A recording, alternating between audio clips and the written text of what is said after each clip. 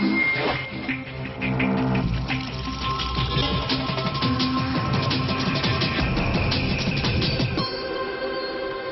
France galvanisée par la victoire des tricolores, une France enthousiaste en dehors de tous les clivages. L'Assemblée nationale déploie une banderole pour soutenir les Bleus. Dans moins d'une heure sur le Champ de Mars à Paris, plusieurs centaines de milliers de personnes pour assister à ce concert unique des trois ténors, Pavarotti, Carreras, Domingo, diffusé en Mondiovision. Les départs en vacances avec ce vendredi classé rouge en Île-de-France. Pourtant, la circulation est fluide aux portes de Paris. Appel à la vigilance des conducteurs, nouvelle campagne de prévention. Coup d'envoi du Tour de France, prologue demain à Dublin en Irlande. Les derniers préparatifs, visite médicale des coureurs. Festival d'Aix-en-Provence avec Don Giovanni de Mozart, un événement. La mise en scène de Peter Brook prend le parti d'un spectacle moderne et joyeux. Madame, Monsieur, bonsoir. La France, touchée par la grâce du football, traverse-t-elle une phase d'euphorie? Une étrange fièvre, disent les sociologues, faite d'un sentiment national, joyeux et multiracial. Les centaines de milliers de supporters qui célébraient mercredi soir, au-delà de tous les clivages sociaux, la victoire des tricolores donnent la mesure de cet enthousiasme communicatif. Et voilà que maintenant l'Assemblée nationale porte sur sa façade les couleurs de la France en finale. Sébastien Vibert, Alain Locaccio. La cérémonie se veut solennelle. Un grand cri du cœur s'est affiché ce matin sur un mur de l'Assemblée nationale. Allez les Bleus, allez la France, encouragement symbolique à l'heure où la nation vit pour certains des jours historiques. Quand la France se rassemble, elle peut gagner. Et que quand elle gagne, elle est rassemblée. Et ça, c'est extrêmement important. Car il flotte dans l'air comme un étrange parfum d'ivresse. Immense bonheur collectif et spontané qui ne comble pas uniquement les supporters de la première heure. La demi-finale France-Croatie, par exemple, a fait vibrer plus de 20 millions de téléspectateurs. Parmi eux, la moitié pratiquement étaient des femmes. Cette Coupe du Monde se savoure donc en famille, entre amis, parmi une foule d'inconnus, autour d'un drapeau tricolore devenu emblème de fierté, étendard d'euphorie. Il y a le sentiment d'appartenance, quoi. Et à un pays, quoi. Et tous ensemble. Alors qu'on a cherché à nous diviser, à nous en exclure certains. Moi, je sais pas, c'est à pleurer de bonheur, ça. C'est une très bonne nouvelle politique. La cote de popularité du président de la République et du Premier ministre n'ont d'ailleurs jamais été aussi élevées dans les sondages. Popularité et reconnaissance, voilà bien ce qu'inspire aussi l'équipe de France, acclamée à son retour mercredi soir à Clairefontaine. Des joueurs de football perçus comme des symboles nationaux de vaillance et d'enthousiasme.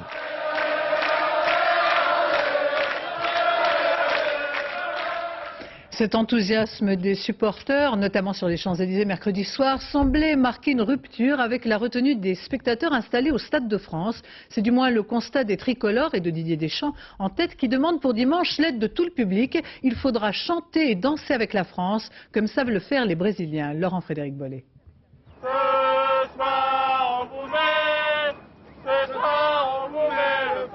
Les bonnes intentions étaient pourtant là, mais mercredi soir, le public n'a peut-être pas été à la hauteur de l'équipe de France. En entrant sur la pelouse de Saint-Denis, les joueurs ont, paraît-il, été choqués de n'entendre qu'une maigre clameur au lieu d'une ferveur totale et désirée.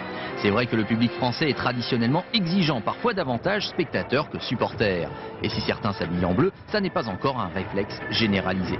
Autre problème, du Stade de France, le nombre important d'invités, forcément plus tiède, combiné au prix élevé des places, cela donne une ambiance plus molle que les joueurs ne l'avaient espéré.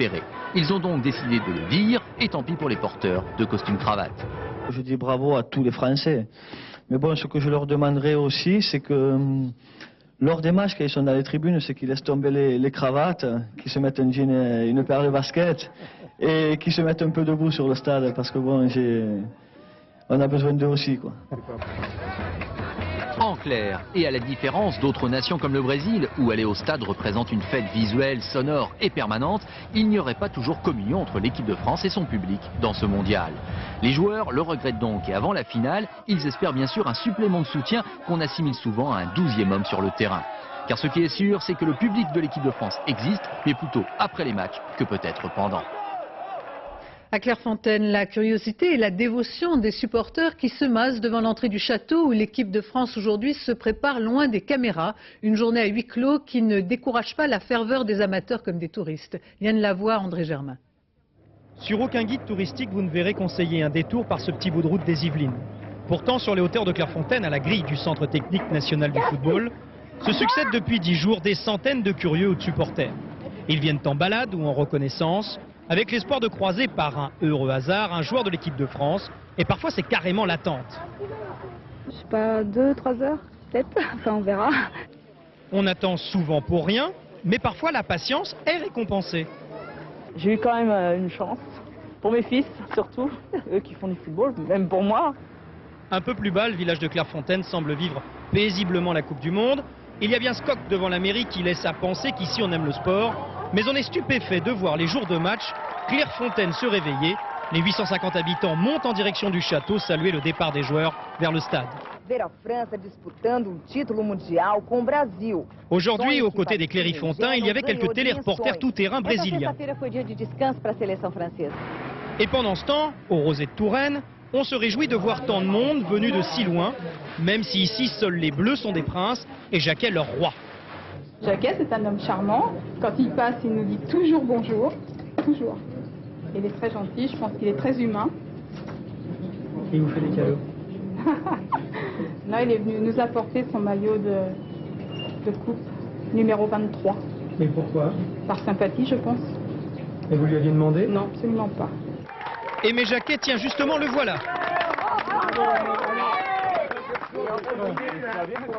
Il a pu mesurer l'engouement des supporters qui n'auront pas attendu pour rien. Non, mais il n'y a pas de problème, vous allez gagner, mais... Oui, on est avec vous. On est avec vous. Ouais. Et nous retrouvons maintenant à Clairefontaine Yann Lavoie. Quelles informations ont filtré aujourd'hui malgré ce huis clos? Tout d'abord, rien de très sportif ce matin parce que les joueurs ont pu aller par grappe, partir en voiture jusqu'au centre commercial voisin, faire des courses, faire des petits achats, surtout se distraire parce qu'Aimé Jacquet a insisté là-dessus. Il faut maintenant décompresser, essayer de récupérer un petit peu, faire des soins, penser à autre chose. Et puis ensuite seulement, dans l'après-midi, ils se sont remis à l'entraînement parce que vous savez qu'un sportif de haut niveau a besoin de s'entraîner pour ne pas perdre ses acquis. Donc ils se sont entraînés très légèrement. Et puis pour ceux qui avaient encore envie de faire quelques efforts, certains, vous le voyez, Lisa Razou, De Sailly ou encore Deschamps sont partis à bicyclette, faire un petit tour, tout simplement se balader pour en profiter un petit peu. À l'heure qu'il est, eh bien, les joueurs doivent maintenant être en train de manger, de dîner, comme beaucoup d'entre nous, enfin d'autres en tout cas. Et puis ensuite, logiquement, Aimé Jacquet décortiquera un petit peu les forces de l'équipe du Brésil, on les connaît déjà un peu, mais surtout ses faiblesses. Il faudra décortiquer ça à l'aide de la vidéo et puis ensuite on leur souhaite un bon dodo. Et puis nous, on aura l'occasion de les retrouver demain lors d'un point presse aux alentours de midi. Merci Yann Lavoie. Pendant ce temps-là, l'équipe brésilienne à Ozoir-la-Ferrière entamait en public ses dernières phases d'entraînement avec cette incertitude autour de l'état de santé de Ronaldo. Toutes les rumeurs circulent aujourd'hui. Florent Gautreau, Frédéric Pasquette. Réunion de crise à Ozoir. Ronaldo raconte ses déboires. Sa cheville droite le fait souffrir depuis la demi-finale. Et dès le premier exercice cet après-midi, le mal, lancinant, est revenu. La décision de l'entraîneur ne tarde pas. Comme hier, Ronaldo va se contenter de courir à l'écart avec un adjoint de Zagallo. Il n'y a pas de problème, Ronaldo. On le ménage pour qu'il soit reposé. C'est tout. Personne n'ose imaginer un forfait de Ronaldo. Lui non plus d'ailleurs, qui travaille d'arrache-pied pour jouer dimanche. Il travaille même sa frappe du pied gauche, au cas où. En attendant, les supporters brésiliens ont profité du dernier entraînement public pour encourager leurs protégés. 2000 spectateurs tout en jaune pour un simple entraînement, ça doit faire rêver nos Français en mal de soutien populaire. Les Brésiliens se sont entraînés 1h30 dans une ambiance très détendue. Le retour de leur arrière Cafu rassure le sélectionneur. Les champions du monde en titre ne doutent pas, c'est certain. Les Français joueront leur première finale, ils seront sans doute nerveux. Nous avons l'habitude de ce genre d'événement. L'expérience, un argument de poids pour les Brésiliens.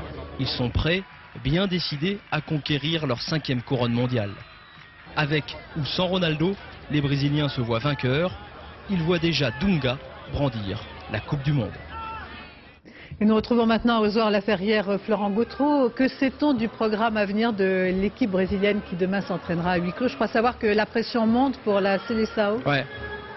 Ouais, la pression monte et la pression monte aussi chez les supporters qui se retrouvent ici au Santa Baia tous les soirs après l'entraînement des Brésiliens. C'est une véritable fête, mais aussi même les supporters commencent à être tendus. Vous l'avez dit, la pression monte chez les joueurs qui eux, je vous rassure, sont plus au calme dans leur château-hôtel à Lesigny, à 2 km d'ici. Ils s'entraîneront effectivement à huis clos demain dans l'enceinte même de leur hôtel pour ne pas être dérangés. Même leurs proches, leurs compagnes n'auront pas le droit de leur rendre visite d'ici à dimanche soir. Vous le savez, c'est un moment capital peut-être pour la France mais aussi pour le Brésil qui espère conquérir son 5e titre mondial. Il y a 160 millions de sélectionneurs au Brésil, c'est ce qu'on a coutume de dire. Eh bien, je peux vous dire qu'ici, il y a des milliers de supporters qui n'attendent qu'une chose, la victoire, pour pouvoir continuer à faire la fête tous les soirs à Ozoir. Voilà, Béatrice. Merci Florent Gautreau. Dans le cadre de la Coupe du Monde, toujours près de 350 000 personnes sont attendues autour du Champ de Mars à Paris pour assister dans moins d'une heure à ce concert des 3 ténors, José Carreras, Placido Domingo, Luciano Pavarotti, un événement retransmis en Mondiovision. On murmure que la chanson Sous les ponts de Paris serait au programme des ténors qui chanteront en 6 langues. Ambiance sur place, Sophie Mézel et Bernard Ronflet. Ils sont venus du monde entier, 300 000 mélomanes attendus d'ici ce soir sur la pelouse du Champ de Mars pour savourer gratuitement un répertoire de grands classiques. Airs d'opéra, bel canto ou simple chansonnette. Nessun dorma, nessun dorma. L'ora è fuggita, io muoio disperato, io muoio disperato.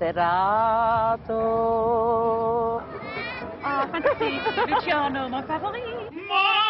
Et c'est justement lui que l'on vient acclamer aujourd'hui, Luciano Pavarotti et ses 2 acolytes, Placido Domingo et José Carreras, pour un concert à l'unisson. 3 ténors pour une affiche qui vaut le détour.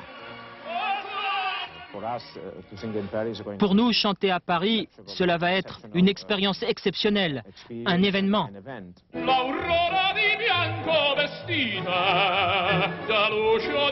Avant Paris, les ténors ont déjà eu le temps de roder la formule.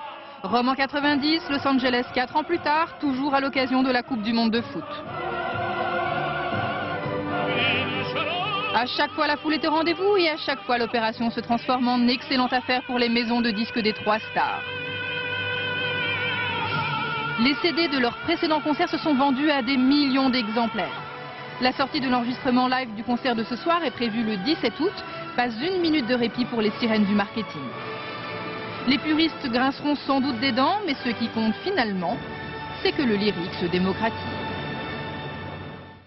Ce vendredi, les départs en vacances s'ajoutent aux départs pour ce long week-end férié. La journée était classée rouge en Ile-de-France, mais aux portes de Paris, la circulation était plutôt fluide. Demain, Bison Futé prévoit une journée rouge en province. Vous serez donc nombreux à prendre la route dans les heures qui viennent. Une nouvelle fois, la sécurité routière appelle à la prudence les automobilistes, d'autant que le bilan d'avril sur les routes françaises est marqué par une forte augmentation. 630 personnes ont trouvé la mort pour ce seul mois d'avril. Une nouvelle campagne de prévention ces jours-ci incite les conducteurs à s'arrêter fréquemment, car selon une étude scientifique, sur un trajet de 4 heures, comme Paris-Lyon, un automobiliste dort au volant pendant 6 minutes. Alban Mikosi, Virginie Fichet. C'est une expérience qui fait froid dans le dos. Sur le parcours Paris-Lyon, 50 volontaires ont été équipés d'un électroencéphalogramme pour étudier les périodes de fatigue au volant. Le résultat est édifiant. Chaque point représente un instant de sommeil au volant. Sur 4 heures de trajet, ça fait 6 minutes d'absence. Et quand il n'y a plus personne au volant, la conduite devient dangereuse. Sur autoroute, lorsqu'on rentre, on a une impression de confort, de sécurité. On roule, je dirais, entre guillemets, comme sur des rails. Et ce sentiment insidieux, propice à l'engourdissement, tue chaque année plus de 100 personnes. Une campagne d'information vous incitera donc cet été à marquer des pauses régulières sur les aires aménagées sur l'autoroute. Instinctivement, on essaye de résister quand même un petit temps et c'est pas à faire en fait, quoi. Sur cette carte du cerveau, on voit peu à peu l'activité cérébrale passer du bleu au rouge, c'est-à-dire se ralentir. Après 1h30 de conduite, l'électroencéphalogramme confirme cette lassitude. Bien évidemment, il s'agit là d'une moyenne. Mais la prévention routière conseille d'observer ce rythme, 2 heures de conduite, 1 heure de repos pour les départs en vacances. Depuis ce matin, dans la région d'Aix-en-Provence, les incendies qui ont ravagé près de 300 hectares de garrigues sont maîtrisés. Reste que les pompiers et les pilotes des Canadair sont sur le qui-vive. Jean-Pierre Chevènement, en visite officielle dans les Bouches-du-Rhône, a annoncé un nouveau plan de lutte contre les feux de forêt cette année. Le ministre de l'Intérieur en a profité pour rencontrer les pilotes de bombardiers d'eau en grève. Vincent Nguyen, Dominique Bonnet. Le plein est fait, tout est prêt. À la moindre alerte, ce Canadair prendra l'air pour éteindre au plus vite une forêt qui s'embrase. Et pourtant, son pilote est en grève, comme les autres. Cette drôle de grève où tout le monde travaille dure depuis un mois maintenant. Nous devons le faire, nous sommes contraints et forcés, mais nous le faisons quand même. Nous sommes réquisitionnés pour effectuer notre métier. Ils refusent cependant d'être détachés dans d'autres bases parce qu'ils jugent leurs frais de mission insuffisants. L'autre revendication porte sur les salaires qu'ils aimeraient voir alignés sur ceux des pilotes instructeurs du centre de formation aéronautique. Un pilote de Canadair en moyenne, en net, fait 21 000 francs. Et un pilote du CFA, il fait combien? Tu avais trouvé? Il doit faire 35 000 à 37 000 francs en moyenne. Une augmentation de 50%, ce n'est quand même pas banal. Hein, vous êtes bien conscient. Hein, c'est quand même difficile, quoi. Alors il faut regarder où on en est exactement. Je pense qu'il faut trouver une solution qui soit réaliste. Même s'il reste prudent, restons dans les réalités, monsieur le ministre. Jean-Pierre Chevènement s'est montré rassurant ce matin, déclarant qu'il interviendrait auprès du ministre du Budget, voire même de Lionel Jospin. On va quand même faire quelque chose. Ça représente une grosse somme d'un seul coup, mais si on avait fait le travail comme ça avait été prévu il y a 10 ans, on n'en serait pas là. Quels problèmes sont d'ores et déjà réglés? Aucun. Pour l'instant, par écrit, aucun. Dès cet après-midi, une délégation est allée négocier à Paris. Pendant ce temps, les traqueurs se relayaient pour surveiller la forêt méditerranéenne. Vigilants, les pilotes le sont dans leur métier, comme dans la grève. Les prix à la consommation, selon l'indice provisoire de l'INSEE, une infime augmentation entre 0 et 0,1% en juin. Sur les 12 derniers mois, les prix ont augmenté de 1%. Le RPR a adopté aujourd'hui les nouveaux statuts de l'Alliance. Devant le comité politique, Philippe Séguin, lui aussi frappé par les vertus de la victoire des tricolores, a pris l'image de l'équipe de France pour exalter la nation et utiliser le symbole du sport pour répondre au Premier ministre. Carole Comon, Christian Houtin. Le RPR vit une première, la mise en place d'une toute nouvelle instance composée de délégués non plus nommés par la direction, mais élus par les fédérations. Avec la première réunion de son comité politique, le mouvement gaulliste poursuit sa remise en marche, alors que la cohabitation est en vedette dans les sondages. Actuellement, les Français suivent la Coupe du Monde, ils sont de bonne humeur, tout se passe bien, donc c'est la raison principale, je pense. Il y a un effet dopant de la Coupe du Monde, il ne faut pas amalgamer les scores croissants de Jospin avec la réalité de son action gouvernementale. La Coupe du Monde qui a aussi envahi le terrain politique et permis à Philippe Séguin d'ironiser sur les propos tenus récemment par le Premier ministre. C'est M. Jospin lui-même qui nous a expliqué qu'il était la moitié de Jacquet et la moitié de Zidane. Et je pense qu'il ne nous en voudra pas, en tout cas je l'espère, de nous réjouir, et pour Jacquet, et pour Zidane, et pour l'efficacité de l'équipe de France, qu'il y ait quand même aussi les deux autres moitiés. Mais... Des piques contre le gouvernement, mais surtout la perspective de ce débat sur l'Europe, prévu à l'automne au sein du mouvement gaulliste. Un débat pour tenter enfin de mettre un terme aux divisions internes. Le RPR n'est pas encore en vacances, qu'il prépare déjà activement sa rentrée.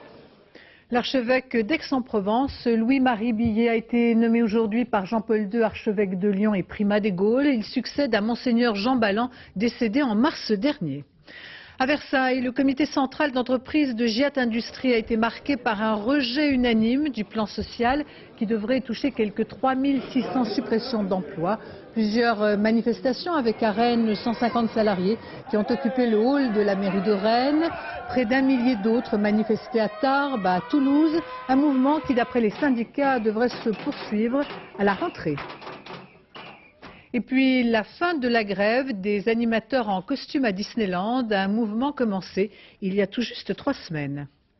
En Irlande du Nord, nouvelle nuit de tension alors que des milliers de protestants se disent toujours déterminés à traverser les quartiers catholiques de la ville. Le Premier ministre britannique Tony Blair lance un appel au calme, affirmant qu'il ne laissera pas le processus de paix devenir l'otage des extrémistes. Éric Meunier. Toute la journée, le face-à-face s'est prolongé. Police et armée britannique d'un côté, et là, au-delà des barbelés, une poignée de manifestants protestants irréductibles. Un face-à-face crispé, moins violent cependant que la nuit dernière. Une 5e nuit de protestation qui a tourné à l'affrontement. Clous, cocktail Molotov contre gaz lacrymogène. 5 policiers blessés. Les militants de l'Ordre d'Orange ne digèrent toujours pas l'interdiction qui leur est faite de parader à travers le quartier catholique de Portadown. Une tradition pour commémorer la victoire de Guillaume d'Orange sur les catholiques en 1690. Tony Blair, le Premier ministre britannique, s'y oppose toujours au nom des progrès dans le processus de paix en Irlande du Nord. Il y a une grosse différence. Depuis cette année, la grande majorité des habitants d'Irlande du Nord veulent que ce processus de paix continue. Ils ont voté pour cela dans un référendum et de manière écrasante. Ils ont voté pour ceux qui défendent ce processus dans une élection à l'Assemblée et de manière écrasante. Ils l'ont fait parce qu'ils veulent que la loi du Royaume-Uni soit appliquée. Les forces de l'ordre ont reçu de nouveaux renforts. À Portadown, le week-end qui commence est à haut risque. Et tout à l'heure, les protestants orangistes auraient accepté des négociations indirectes avec les résidents catholiques du quartier de Portadown, précisément, peut-être un espoir de dénouer cette crise. À Berlin, Hubert Védrine, le ministre des Affaires étrangères, a posé aujourd'hui la première pierre de la future ambassade de France, qui va être reconstruite là même où elle se trouvait avant-guerre, avant d'être détruite par les bombes et les tirs d'artillerie en 1945. Je vous propose maintenant de revivre l'histoire de cette ambassade de France, édifiée dans les années 1870, achetée par Napoléon III et dont le destin se confond avec l'histoire de l'Allemagne nazie. Comme guide, l'ancien ministre des Affaires étrangères, Jean-François Poncet, qui a passé son enfance dans les couloirs de cette ambassade que dirigeait son père pendant la montée d'Hitler. Olivier Lerner. Jean-François Poncet a grandi au numéro 5 Pariser Platz, la place de Paris devant la porte de Brandebourg. En 1931, son père est ambassadeur de France en Allemagne. Le tout Berlin fréquente les salons de ce petit Versailles. Au balcon, on voit tout, on comprend tout. La menace qui monte, la guerre qui arrive, le vacarme du Troisième Reich. Jean-François Poncet l'a vécu avec ses yeux d'enfant qui n'ont jamais oublié l'incendie du Reichstag en 1933. De sa chambre qui n'existe plus, il a tout vu, tout entendu. J'avais 5 ans. J'étais en train de me mettre au lit quand la personne qui me mettait au lit et qui regardait par la fenêtre a tout à coup hurlé « Le Reichstag brûle !» Des Reichstag brennt. Je me souviens de ça comme si c'était hier, et je me souviens d'être sorti de mon lit et d'avoir regardé le ciel qui rougeoyait, puisque comme vous le voyez, le Reichstag est tout à fait à côté, et jouxte en réalité l'ambassade. Le baise-main des nazis pour sa mère. Son père connaissait bien Hitler. Il le voyait souvent.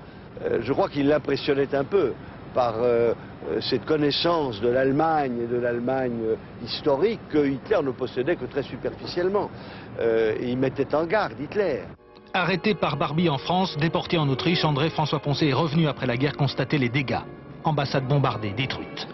La nouvelle ambassade de France ne ressemblera pas à celle qu'il a connue. Mi-classique, mi-moderne. Il n'y a que l'adresse qui est restée la même.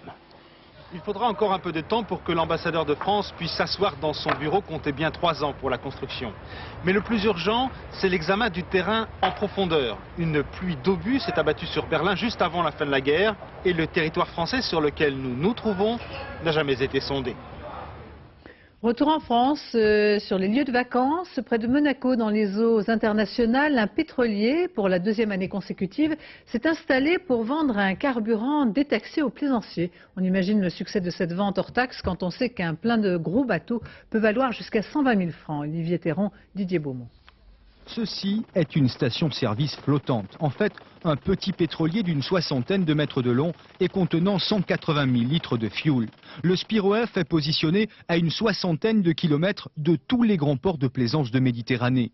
De Saint-Tropez ou de Monaco, de Cannes ou de San Remo, certains propriétaires de yachts n'hésitent pas à venir s'y approvisionner. Le Spiroef est dans les eaux internationales, il bat pavillon maltais et la société qui l'exploite serait italienne. Quant au carburant, il est vendu sans taxe et sa provenance est un secret.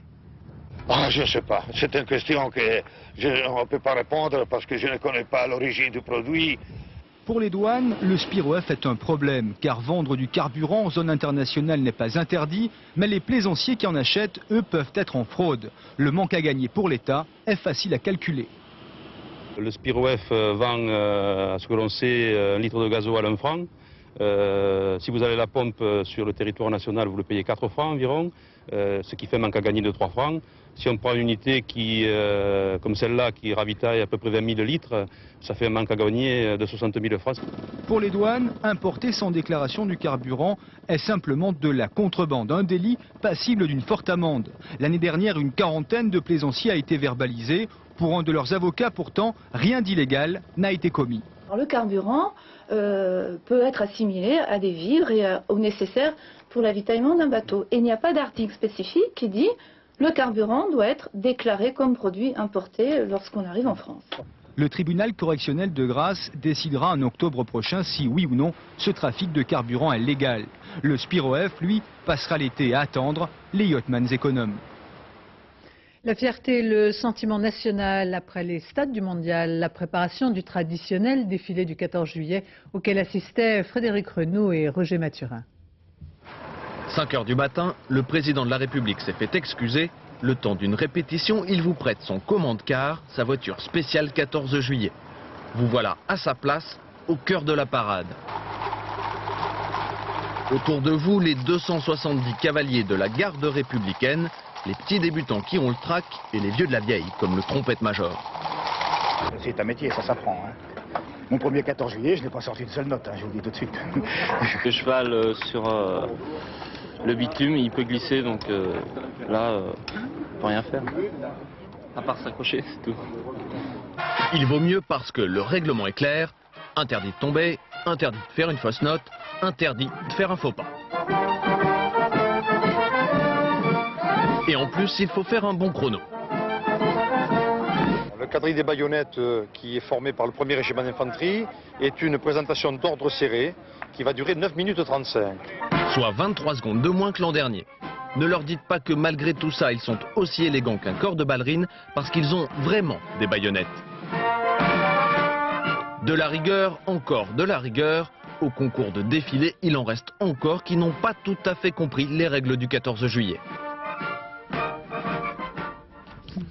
Coup d'envoi demain de la 85e édition du Tour de France. Pour la première fois, le Tour partira d'Irlande, le prologue à Dublin, puis 2 étapes dimanche et lundi. Aux couleurs de la France, l'Irlande se prépare à un événement sportif considérable que l'on est prêt à fêter dignement sur place. Étienne Lénart. Pendant que les coureurs du Tour de France s'entraînaient ce matin à la conduite à gauche, l'Irlande terminait les préparatifs. En signe de bienvenue, une palissade tricolore que ses ouvriers ont pris le temps de peindre à quelques heures du départ de la course. On espère qu'ils la verront, mais il faut quand même qu'ils fassent gaffe de regarder la route. Depuis ce matin, tous les villages que traversera le Tour virent au bleu-blanc-rouge. Bleu-blanc-rouge chez le pharmacien, bleu-blanc-rouge chez le tailleur qui, pour faire plus français, a ajouté en vitrine baguettes de pain, bouteilles et gousses d'ail. Bleu-blanc-rouge et panneaux indicateurs enfin chez la fleuriste ravie d'accueillir le Tour de France. J'ai mis les décorations parce qu'on est très excités que le Tour de France passe chez nous. Et ça donne un petit côté français à notre village. C'est qu'au-delà de la simple curiosité, l'Irlande est un pays où le vélo est une seconde religion. Ce matin, les organisateurs du Tour de France ont déposé une gerbe sur la tombe du premier cycliste irlandais à avoir porté le maillot jaune en 1963 et un prêtre a béni l'édition 98. Nous prions pour tous, coureurs, organisateurs, pour leur sécurité et pour une météo agréable. Sans doute mesurera-t-on mieux la portée de l'événement en écoutant ces cyclistes amateurs venus se jauger sur le parcours. Le Tour chez eux, ils l'avaient rêvé, les Français l'ont fait. C'est vraiment un grand honneur que l'on nous fait. C'est quand même la plus grande course cycliste au monde qui partira d'Irlande. La honte, c'est qu'il n'y ait aucun coureur irlandais cette année. Mais bon, peut-être dans quelques années. Moi, en tout cas, je suis déjà trop gros. Demain, tous seront sur le bord de la route pour applaudir leurs idoles. Grâce au passage du Tour de France et aux vocations qu'il pourrait susciter, l'avenir dira si, après Stephen Roche en 1987, un autre Irlandais est capable à son tour de terminer en jaune sur les Champs-Élysées. Le Tour de France, c'est aussi une immense logistique. 24 heures avant le prologue, tout se met en place. Aujourd'hui, visite médicale pour les coureurs. Alexandre Cara, Nathalie Gallet. Pour le Tour de France, l'Irlande, c'est un peu la vie de château. C'est dans le quartier historique, au cœur de Dublin, que l'organisation s'est installée. Ultime préparatif à la veille du prologue qui ouvrira la balade irlandaise du Tour, un contre-la-montre dans les rues de la capitale. À quelques heures du début de la course, la première étape pour les coureurs, c'est la visite médicale. L'occasion de vérifier que tout va bien et même de faire la conversation. Cet accueil médical, c'est plus l'occasion d'une prise de contact personnalisée avec les coureurs. On les voit tous un par un, on peut parler avec eux, on parle avec leurs médecins, avec leurs directeurs sportifs. Deuxième étape, le trombinoscope du Tour. Même pour les habitués, l'exercice n'est pas toujours évident. Je suis marié. Attends, je me suis trompé. C'est bon. Tu veux que je te l'arrête là ou quoi? Non, c'est bon, mais j'ai voulu pas regarder la feuille. Ça fait rien si je regarde. Ouais. Dans les couloirs, on croise le patron du Tour, mais aussi des visages connus comme celui de Bernard Hinault. Et déjà, on compare les millésimes. On a dit que le Tour de France était facile cette année. Il est tout simplement un tout petit peu moins exigeant que l'année dernière sur le plan de la montagne, puisque l'an dernier, il avait 25 grands cols escaladés, il y en aura 23 cette année. Quand les champions font des pronostics, les journalistes écoutent et prennent des notes. Ulrich, favori. Après, la place sur le podium. Berenc, Pantani, Ries. Demain, pas de circulation dans la vieille ville de Dublin, les coureurs s'élanceront sans pour autant être obligés de rouler à gauche. Hormis quelques détails, tout est prêt pour l'entrée en scène de la Grande Boucle. L'événement à Aix-en-Provence avec le Don Giovanni de Mozart, revisité par le metteur en scène Peter Brook, qui marque ainsi son retour à l'opéra. Un spectacle moderne, joyeux, talentueux et inattendu. Les puristes ne s'y retrouvent pas forcément. Georges Bégou, Michel Levasseur.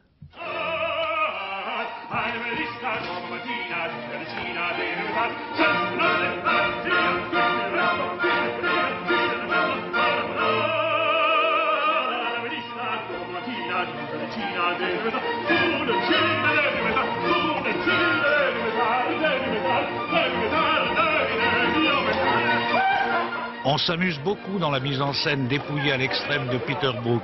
Il a choisi la comédie plutôt que le drame. Après tout, il y a là une jolie bande de jeunes gens qui se divertissent, même si l'un d'entre eux, Don Giovanni, a fait de la séduction et du danger une règle de vie qui le conduit vers la mort.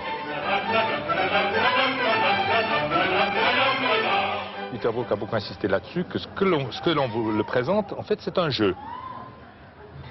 C'est nous-mêmes, mais ça n'est pas, je veux dire, une situation vraiment réelle. Mais on va le présenter avec les émotions telles qu'on les ressent. Et puis, peut-être qu'on va plus savoir exactement où est cette frontière entre la réalité et le jeu.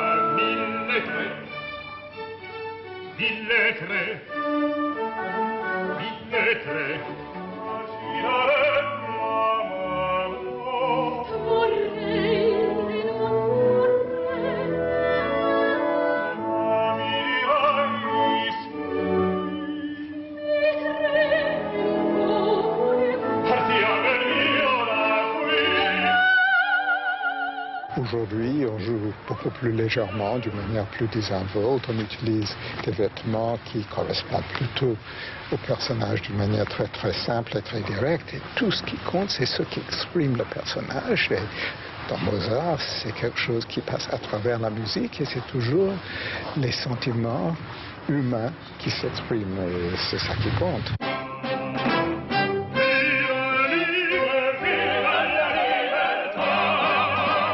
C'est sous le signe de la liberté revendiquée par Don Giovanni que le Festival d'Aix fête ses 50 ans et veut retrouver une nouvelle jeunesse.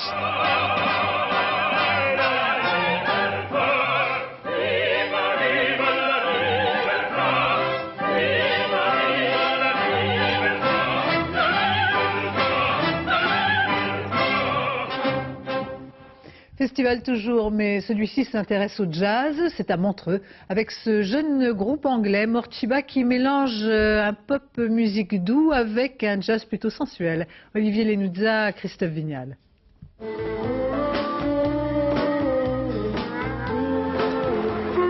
Un voyage musical sur les bords du lac Léman en compagnie du groupe londonien Morcheeba. Un gros futé, un petit chafouin, deux frères qui se sont accoquinés il y a 4 ans à une boule de candeur, Sky Edwards. Une union à 3 fondée sur un principe essentiel. L'honnêteté. C'est très important que les musiciens jouent ce qu'ils ressentent.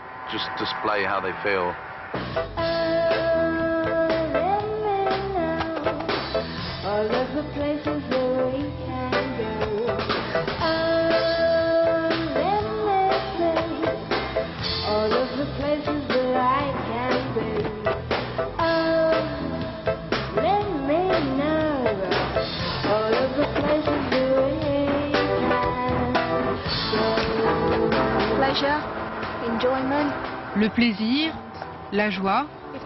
Si les gens qui viennent à nos concerts sont émus, alors j'estime qu'on a fait notre travail. Sky et ses acolytes multiplient actuellement les voyages à travers l'Europe. Après Belfort et son festival de rock, Morcheeba est allé jazzer à Montreux, promouvoir la sortie de son second album.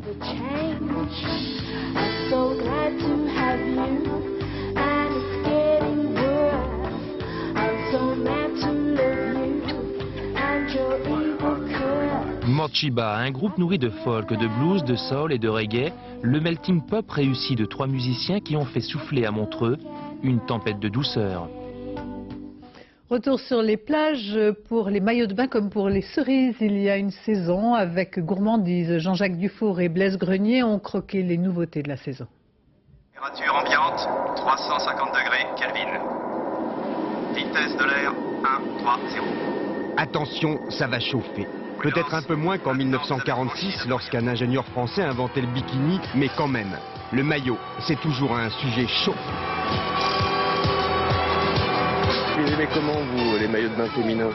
Je préfère les petits maillots sans soutien, comme ça, mais j'aime pas la string. Quoi qu'il en soit, on peut en voir de toutes les formes et de toutes les couleurs. À ce propos, côté tendance, les maillots deviennent de plus en plus techniques. Grâce au lycra, ils sont maintenant résistants au chlore, non irritants et non transpirants. Et oui, parfois, la science se met au service de l'homme. Vous faites ça souvent, des défilés comme ça sur la plage? Tous les jours l'été, à 2 heures, quand les gens sont prêts à nous accorder un petit peu de leur attention. Ah, qu'il y a des nouveaux maillots très légers qui sèchent très vite, qui sont les maillots plumes. Alors, j'ai pas une maillot plume, moi j'en ai pas. J'ai des strings, ça sèche très vite. Maillot plume, mais aussi maillot minceur. Si j'en crois les magazines féminins, on peut gagner 4 cm de tour de taille sans régime. À base de lycra soft, ils offrent, dit-on, un discret maintien. Sur la plage abandonnée.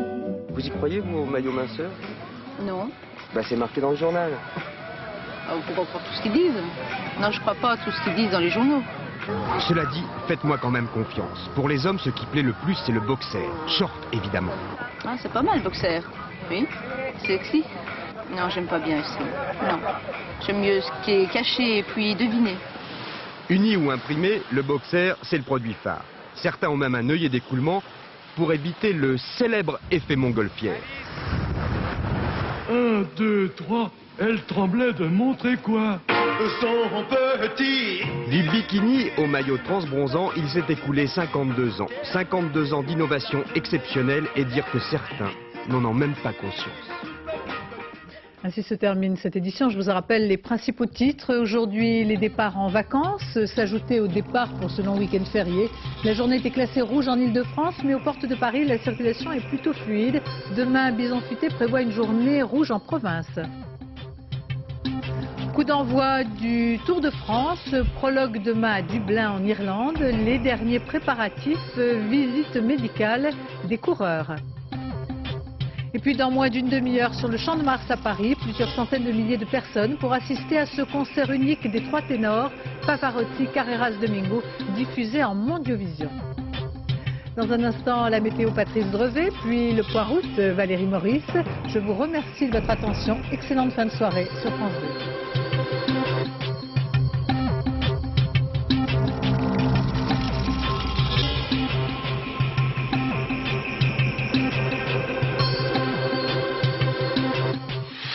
C'est une